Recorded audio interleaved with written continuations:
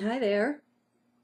If you'll pardon the wet stringy hair, why is it I always seem to be recording when my hair is wet? I have a journal to read for you. I'm getting so many of them stacked up. I hope to get some of them online pretty soon. This one I discovered in the mix. I had written it and gotten distracted. This is from 9/20, and it never even got named. So I just put a name to it yesterday, and here goes. It's called Who Gets to Define Reality? Racetracks, Rabbits, and Mind. The last number of days have brought weakness of body.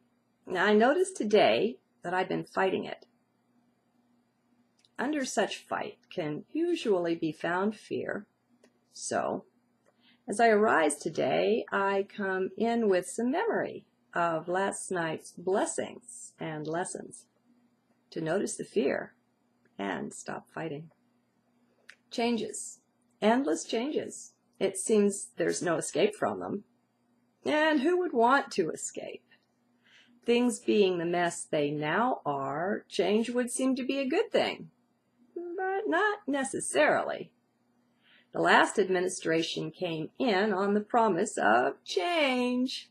I'm not going political on you here, just noticing. So, endless change. It appears that's to be the theme ongoing for the end of this age as we transition into the next. For many, it's a wake-up call out of the stupor we've been programmed into, and that's great. Not comfortable necessarily, but great all the same. We're so tired of the way things have been.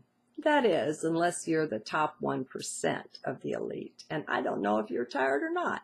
You don't commune with us much now, do you? So, most of those following my journals are more awake than the average already. We've been awakening for decades now, some of us, and it's getting nothing but more intense, when viewed from the 3D perspective at least. We're discovering we can take other perspectives on things more and more readily. We're stepping into and owning our other aspects of being, our other dimensional selves. It's one way of looking at it. Well, what now? That's what most of us are asking. What the heck to do now? Well, be in heart for it, or you won't like the answer. Now, we do nothing. We go within. We find stillness. We just be. The game, as it's been played up to now, is passé. It is finished. Now, I have to get used to my little touchpad. Got a new laptop, and we don't know one another that well yet. I push my finger up, and the page goes down. Go figure. Okay, so...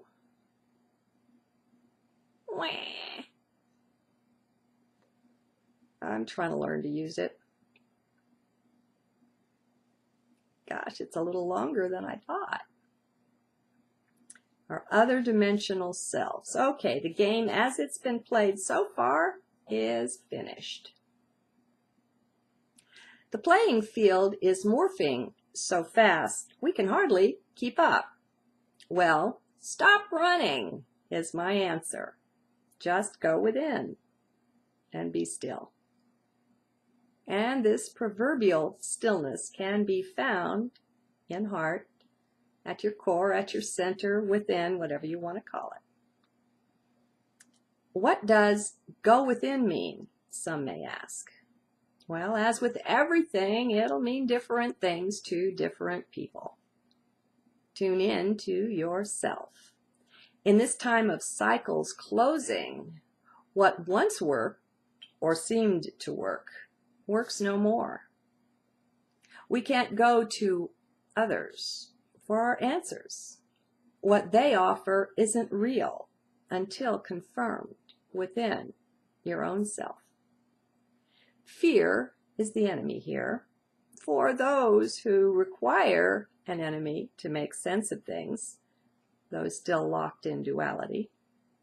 The whole concept of enemy itself is fading for many, as we find what we once thought was out there is right here within heart. Though each one makes her own journey, there are overall themes that we can see. One of these that I see is the fading of duality and its power to enthrall us. Each, in our own way, discovers how duality loses its power over him. We don't automatically polarize to one quote-unquote side or the other anymore, as was once the case. We're better at seeing from both sides. Not always, but sometimes. All war and fighting is based in a solid duality that refuses to compromise, that doesn't have heart or understanding for the other's perspective.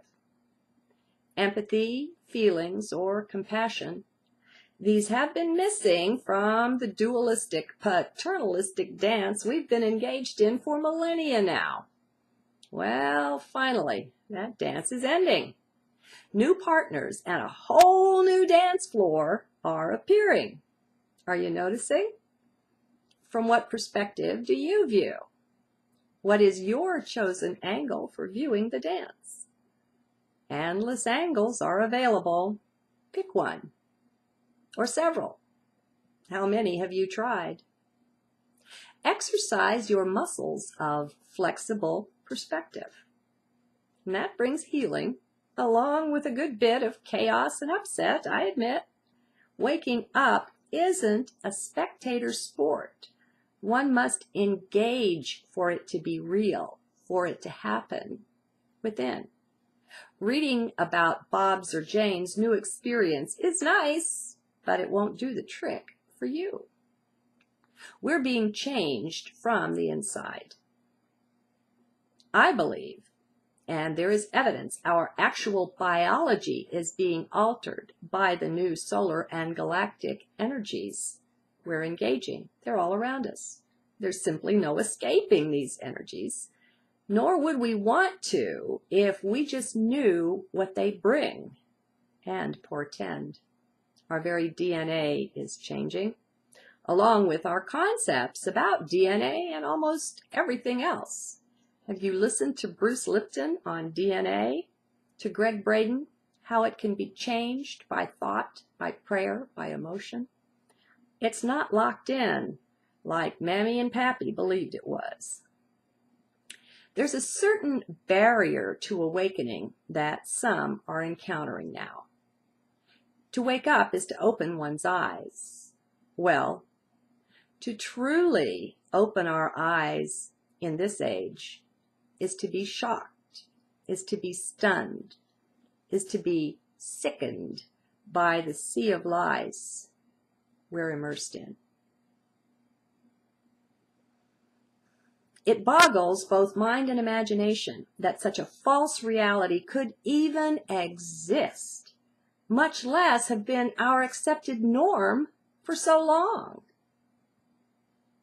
Well, ego doesn't want to face or to admit this. Ego wants always to be right, to be righteous. Well, when the whole playing field itself is littered, is covered with, is even constructed of lies, where is the win in this? What is right? Well, if that isn't sufficient challenge, along comes someone to tell you that even the concept of right or right and wrong isn't right, that it no longer applies.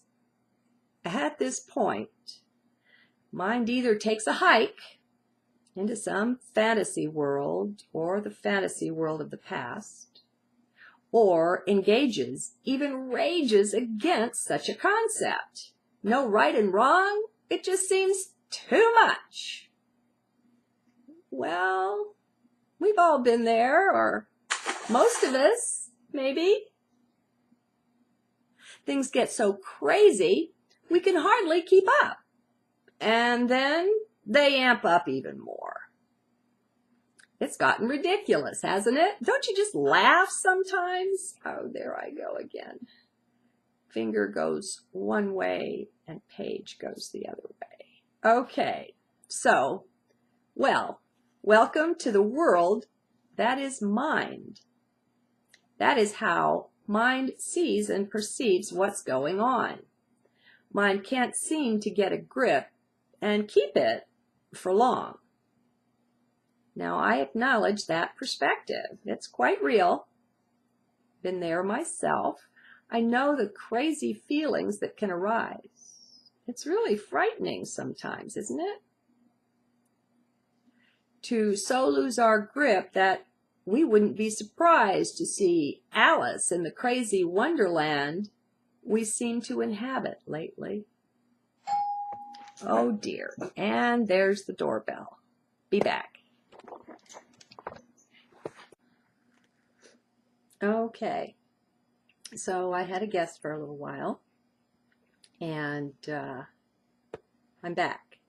And since it's later, and the sun has well set, there's no chance of rainbows, I came back to the smaller screen. It's interesting that he came between one section and another in my journal. Sometimes in the written journal, I'll label the sections. And so the last one, well, I mean, I've been away a while, you haven't. So I said we wouldn't be surprised to see Alice in our crazy wonderland. We feel sometimes like we're so losing our grip. So this section, which way to turn? Okay, that being the case, what then is right? Which way to turn? What to do? Well, get back into heart, first of all. Let's start there, and let's stay there. If you want a magical kingdom where everything is right and perfect, where love rules, go within. And then just be still and observe for a bit. Quit acting. Quit doing. Quit thinking all the time. Just watch and observe. Observe those thoughts as they pass by. You see, mind isn't wrong in its perceptions. Things really are crazy like that. Not always, but they do get that way. And to mind, that's no joke. What I'm saying, though, is to just set mind aside for a few moments here. Enter heart. Center in your chest, that's all. No big deal. Nothing fancy or difficult. Just get your focus of attention out of the head. I don't care if you put it in your left foot, just get it out of the head. Now, you may notice that heart holds a different perspective, quite, than mine does. Notice that now. Push pause or stop reading. Just take a moment and notice. Things somehow seem different from heart. Are you noticing? Come on. If you want to take the rest of the journey, you've got to disengage from the mechanical mind, trapped in time, ever wanting to forge ahead, to push on. You'll know when you're in heart because there's none of that pushing there. All is just calm, peaceful, no rush at all. Now, if you were hooked up to various monitors, they would detect numerous differences when you made the head to heart or head to body shift. Galvanic skin response, heart rate and rhythm, brain waves, so many things shift with this shift in perspective, as you can see, as you can sense, it's so much more than that. I would be so happy if people could just get the sense of this difference and begin to notice in themselves when they shift. This much self-knowledge alone is a powerful thing. It's an open doorway, a portal into a truly, honestly magical kingdom, the kingdom of heart. Now, I don't mean this literally. The mind takes things literally. Do keep dropping into heart. Mind is not wrong. It's just like the dogs racing, chasing the mechanical rabbit. It can't possibly win. The dog that wins in the end, well, that dog didn't get to define what win means, did it? No, the breeders, the owners did that. Or the dog would be chomping that rabbit to bits. To her, that is a win. It is just flipping obvious to all but the stupid humans running the racetrack. Do you see? And that's not pejorative. That's just from the dog's perspective. The mind, the human mind, is in the position of that racing dog. It's in a race that it can't possibly win on its own terms, terms that make any sense to it. What the humans have defined as a win is irrelevant to the dog. Oh, sure, they like the attention, the special treats and treatment they receive to play along, to run faster. No doubt about that. That still doesn't mean it makes good sense to the dog. It's just playing along. Well, see that dog as your mind. You see the racetrack and the mechanical rabbit the dogs pursue as the reality laid out for us, for the mind. Mind is allowing someone else to define victory for it, but not in terms that make sense to it. It makes sense to those who laid out the racetrack, who are in control of things in the society, but not to mind. Mind is game, though. It plays along. But somehow it never quite connects. It's never satisfied. Yet, seeking satisfaction is all it can do. That's how the reality is laid out. As long as mind plays on this lateral field where everything remains horizontal on a flat plane, mind will never achieve satisfaction. It's not built into that game. There's no getting around that. Fight as mind may. Now, the journal ended there.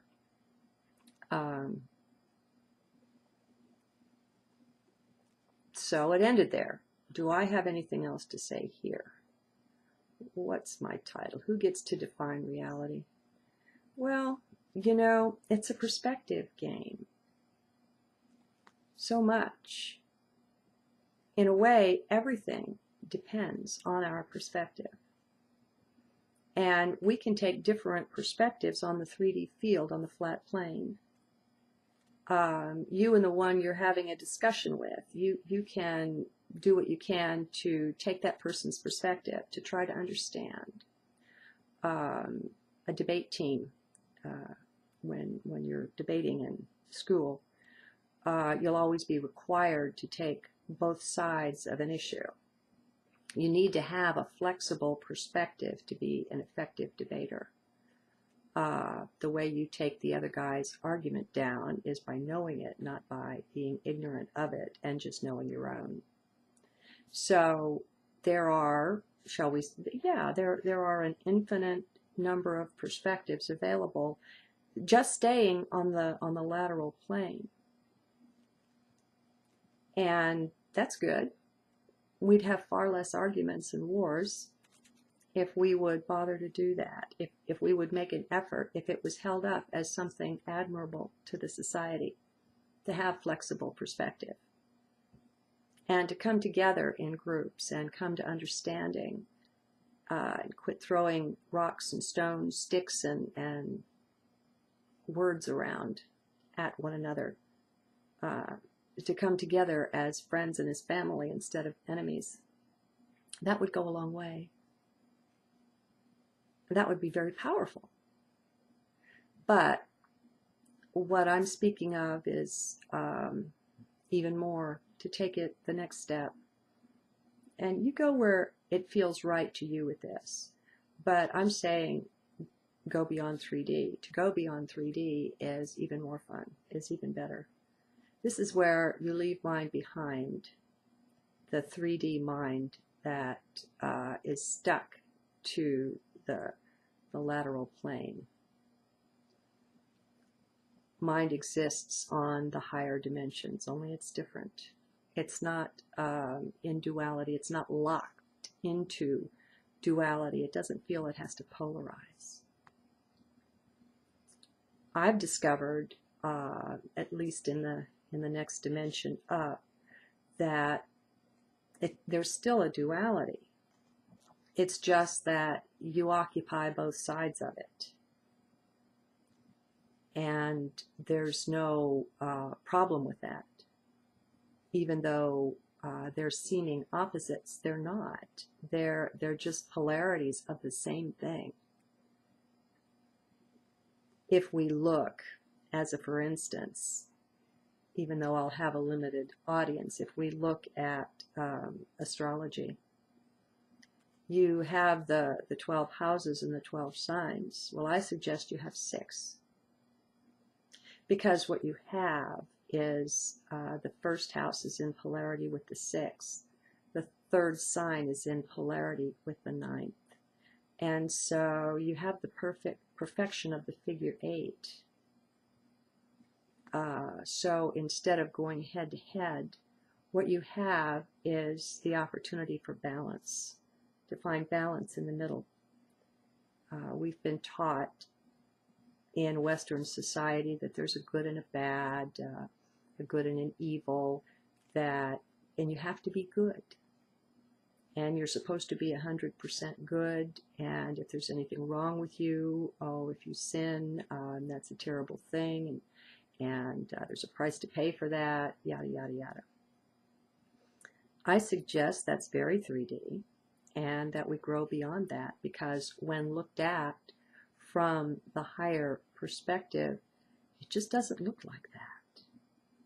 There's not a soul walking on the earth that doesn't have a good side and a bad side, a plus side and a minus side. You don't have electricity unless you have the polarities, and you need them both. They work together. Okay, I think that sums up my suggestion. Have a good day. See you again soon. Very soon. I have lots of journals to record. Bye-bye. So tired of the way things have been. That is, unless you're the top 1% of the elite. And I don't know if you're tired or not. You don't commune with us much now, do you?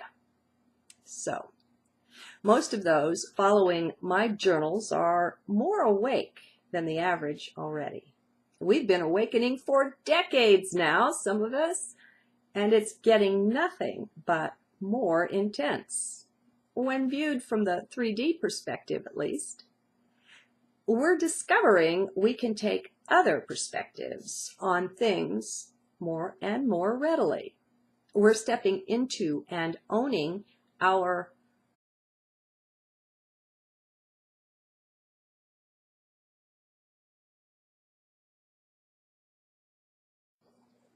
Hi there. If you'll pardon the wet, stringy hair, why is it I always seem to be recording when my hair is wet? I have a journal to read for you. I'm getting so many of them stacked up. I hope to get some of them online pretty soon.